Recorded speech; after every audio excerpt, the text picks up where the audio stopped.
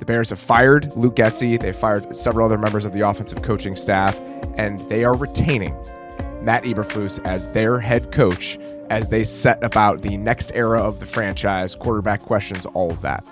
First reaction to the Bears moving on from Getsy and keeping Eberflus at the end of the day. Maybe we should have used our. No, I'm just kidding. So my first, I'll have thoughts. Yeah. I'm sure.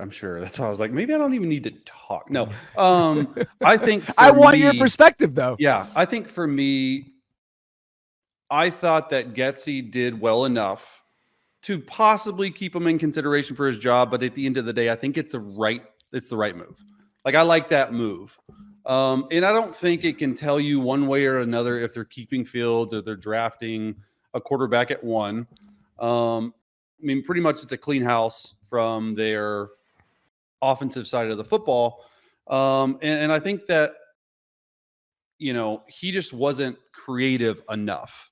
And I don't think that he got the most out of their offensive pieces. I thought that he fought, like, I still go back and we talk about this. Like, you got to know your quarterback. Your quarterback has to be able to run an offense that he's really good at running, to put it like simple. And I go back to last year, those first 6 games before the Patriots games, you're running a completely different offense that really doesn't fit Fields, and it doesn't do Fields any justice. And you switch the Patriots game and, you still lose a lot of games, but he's playing better. And then you do it the first 3 games of this year. And I go back to the catalyst of sorts of the Chiefs game. Justin threw for 99 yards, 2 interceptions, and it was just really, really bad. Everything was covered. They were still under center play action. And then the next few games, obviously before he got hurt, he played really, really well. 8 touchdowns in a 2-game stretch.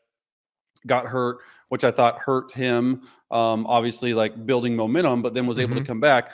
And the offense really changed. I just don't think it was enough. And I don't think that it was this new age offense, these new creative style of play type people that has enough outside the box thinking to be able to pair it with your quarterback and your actual weapons on the field. So I think that's ultimately what led to the downfall of Getsy. Now, getting to Eber, I like it. I've said it before. I like that Eber is going to be back as the head coach. Like I said, I don't think it has any indication to do with, hey, we're keeping Fields. We're not. I mean, it'd be sweet to be year 3 with Fields and that regime, but I think it's smart. I mean, listen, you hired Eber for a reason, and quite honestly, I don't know if you want to pay the amount of money that some of these top name candidates like a Harbaugh or a Ben Johnson or a Mike Vrabel or a Bill Belichick. Like, I just don't know if they want to pay that much money. And honestly, down the stretch, Eber's defense has played really well. He took over play calling in the last 7-8 games of the year. In my opinion, they're top. You probably have the numbers, but they're a top 8-6 defense. In my opinion, that's about where it lands. Yes. Yeah. And so I think you did enough. Now the question becomes, you got to hit this OC hire out of the park. Like, you have to. And if you don't, then quite honestly, you won't have a job next year. If you were going to keep Eberflus, I think you had to do this. Yeah. The question is whether you should have kept Eberflus. And 2 things can be true at the same time. And everything you said about the job that they did on defense, I 100% agree with. And beyond the on-the-field results from a team-wide, unit-wide perspective, the development of the young defensive players, I think, is really important in this conversation when you're thinking about the job that he did. The arrow was pointing up on so many of those guys. But you can think that Eberflus did a good job with the defense and even a good job keeping everything together as so much was happening around them, and still think it was the right choice to move on from him. And that's where I fall at the end of the day, because I think you've put yourself in a position where you have to thread such a tough needle with the 2 choices that you're about to make. First is the quarterback. I have said this the entire back half of the season, even as the defense was playing better and even as the team was improving. This would be the 3rd time in 7 years, potentially, that they have drafted a quarterback in the 1st round with a coach who is potentially entering the last year of his tenure there because he was on the hot seat. They did it with John Fox and Mitch Trubisky. They did it with Matt Nagy and Justin Fields, and there's a chance they do it again. That has consistently not worked out for them as they have misaligned some of the biggest decisions that they can make. It can work. You're making it a little bit harder on yourself. And that's my problem here. And this extends to the offensive coordinator decision. If you're an in-demand offensive coordinator, if you're somebody who has options, what is that discussion like in the interview process? You're coming in right now on January 10th. You potentially don't know who the starting quarterback is going to be because they have to explore what the market is, either to trade Justin Fields or to trade the number 1 overall pick. And you're coming onto a staff that potentially is going to get fired at the end of the year if they don't show real results and make the playoffs. Is that an attractive job when you're having to make an incredibly important hire for potentially the number 1 pick in the draft and the first step of his development? I just think that the needles you have to thread are harder to thread in this situation. It can be done, but I think you're making it unnecessarily difficult on yourself when you could have just hit the reset button, looked at all of the models around the NFL and why they're successful, and said, you know what, maybe we go closer to this direction. Maybe we find our figurehead offensive head coach who is a play caller. We pair him with the number 1 pick, and we bet on that model because that model is the most consistently successful in the NFL. That's where I land on it. Yeah, I mean, I tend to agree with you. The biggest pushback I would give myself on saying, "Hey, good job keeping Ebert," and sort of agreeing with you would be, well, if you draft say you do draft a quarterback at 1, okay, which look, I don't agree. I think they're probably going to do it. I think they should keep Fields, but I think they'll probably draft a QB at 1. I want to spend more time, you and I, talking about this specifically at some point over the next month, because this warrants a much larger conversation than what we can properly give it right now. Yeah. And what I was saying, though, I agree. I mean, you could do 2 full shows on this, but what I go back to is if you take a quarterback at 1 and Eber and staff don't make the playoffs, you're probably getting fired. It probably hurts the development of that quarterback. And so that's what I'm leaning like, well, maybe they just keep Fields and get this amazing hot name OC, and that can just like build around Fields. So I don't know. I mean, it's going to be such an interesting decision to watch because they kept Eber. It probably would have been easier just from outside to just like start all over and build it around the quarterback that you're going to choose, either the 1 first pick or Justin Fields. But there's just so many layers to this that the most important thing is if you keep Eber and you take a quarterback at 1, I just don't know how much it'll hurt that quarterback if you get rid of Eber in 1 year. In different That's a fair point. There are a couple different examples here from recent history that I think are worth considering when you look at how this could ultimately play out. The example that I would go to where it's a disaster in year 1 and it doesn't end up mattering because you find the right guy in year 2 is Jared Goff with the Rams in 2016. Yeah. They draft him in the last year of Jeff Fisher's tenure. It's a nightmare. Rob Boris is the offensive coordinator. Is one of the worst offenses of the last decade in the NFL. The next year, they hire Sean McVay. All systems go. We're fine. Jared Goff is the best version of himself within that offense for a couple of years. You hardly even remember that McVay wasn't there when he was a rookie. Trevor Lawrence. Urban Meyer was Trevor Lawrence's head coach as a rookie. So you bring in Doug Peterson in year 1. Trevor Lawrence plays pretty well in year 2. It's not a huge deal that you didn't have that first season. Justin Herbert is the best example. Yeah, Justin Herbert has Anthony Lynn in year 1. Shane Steichen was there, though. So you have a very good offensive coordinator. So I think that you could argue that first season was a positive for him. So there are a bunch of these, and this happens all the time. Even since 2015, here are the quarterbacks that were drafted in the top 10 and their coaches were fired the year after, or they kind of misjudged how this was supposed to go early on. Jared Goff in 2016, Justin Herbert in 2020, Jameis Winston and Marcus Mariota in 2015, Baker Mayfield in 2018, Trevor Lawrence in 2020. Tua got 2 years, but I think that's another example of how this can be okay. The Dolphins couldn't have botched his development in those first couple of years any worse than they did, but they found Mike McDaniel and they got the train back on the tracks. Here's my argument about Mike McDaniel and about Sean McVay and them salvaging this situation. You didn't need to wait a year to try to find that guy. Why not try to find your version of that right now rather than thinking, he's done enough to stay. Let's see what we can eke out of this. This is a don't let good be the enemy of great sort of conversation.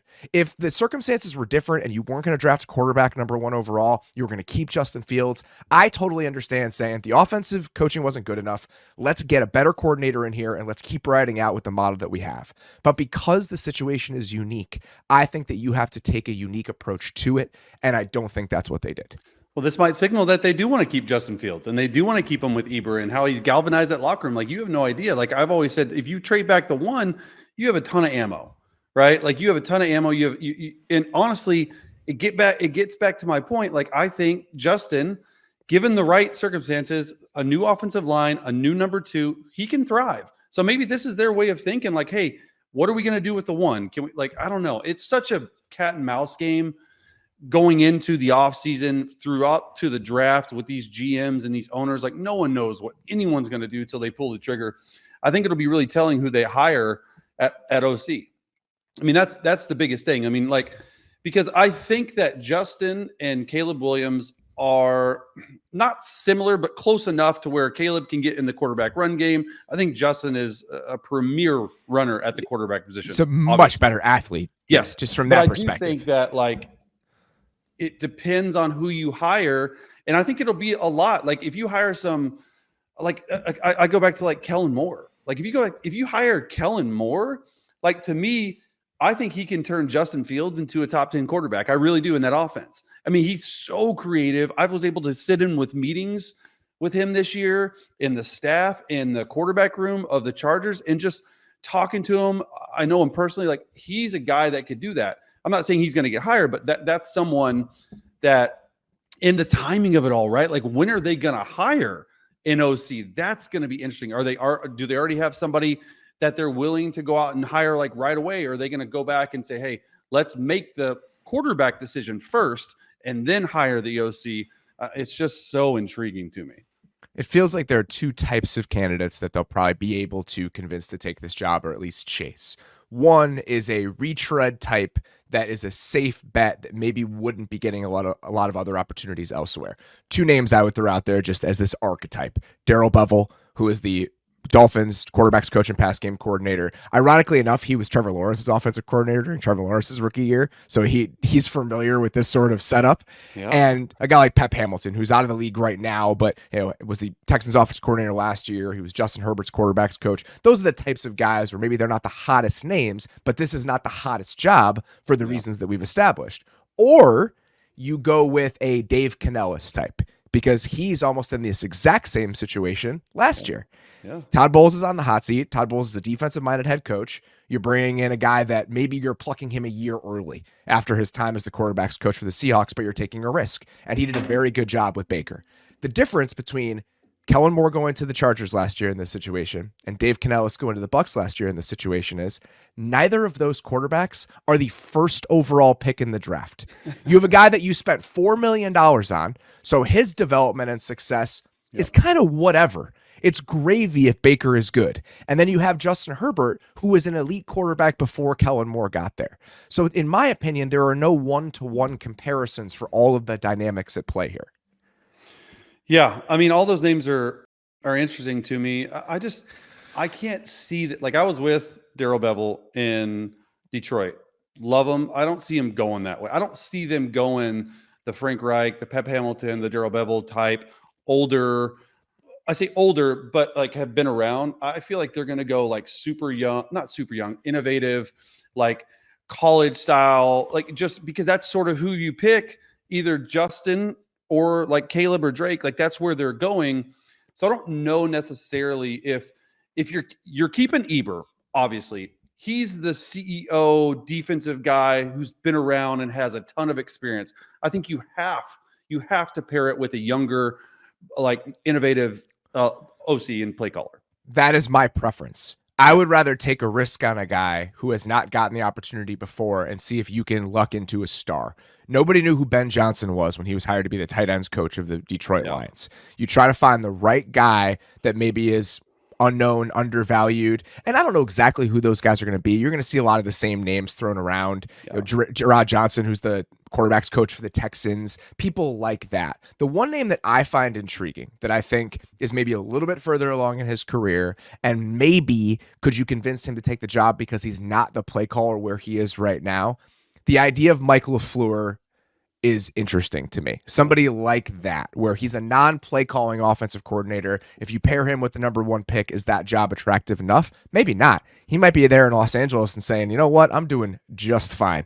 We're rolling right now. I'm going to have my share of opportunities a year from now. I'm not going to jump at the first thing. But I think that's where your head has to be at with this. I can't imagine, though. I mean, I like the name. I think he'd be excellent. I can't imagine, though, if I'm taking you in the room and in the building and I'm Matt Eberflus, I can't imagine that I'm going to hire someone with no play calling experience to handle Justin Fields or the number 1 pick.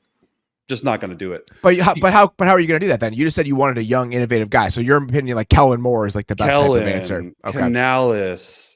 You have Zach Robinson.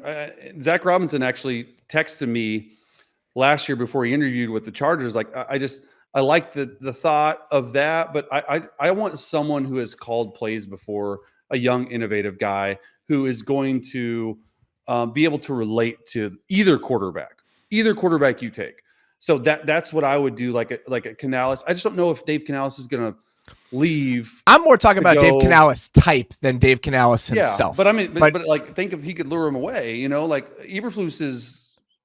Like, he goes deep in league circles, and from what I've heard, like, people love working for him. I mean, they do. And with the draft capital they have, I think this will be a very interesting OC opening with a lot of people wanting to put their hat in the ring. I mean, I do, because you're either working with the number 1 pick or Justin Fields, and what Justin Fields has shown, like, is enough to get anyone and everyone to want to work with the Bears offense. It's going to be a fascinating search. It's going to be a fascinating couple months. We will revisit the Justin Fields conversation at some point. I've been building up this discussion in my mind just in terms of how much ammo I know I'm going to need to come with to combat how you feel about Justin Fields. And I'll be honest with you, I'm not ready yet. Yeah.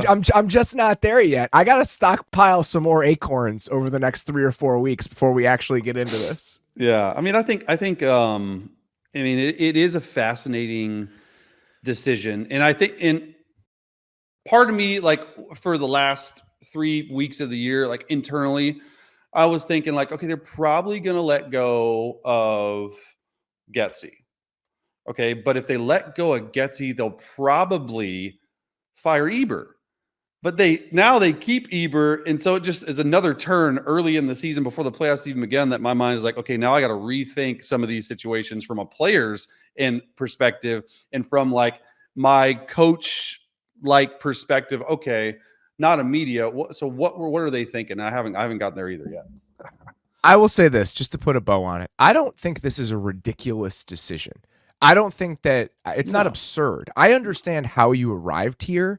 I just think that in doing this, you're making it unnecessarily hard on yourself, and you're shooting for the middle. And I just don't think you need to do that. When given the opportunity to take a bigger swing and to be a little bit more ambitious in what you want to build there, I think that that's an opportunity they probably should have jumped on, and ultimately they did it. Can it be successful? Yes. There are paths to this working out. There absolutely are. You've just made it a little bit harder on yourself.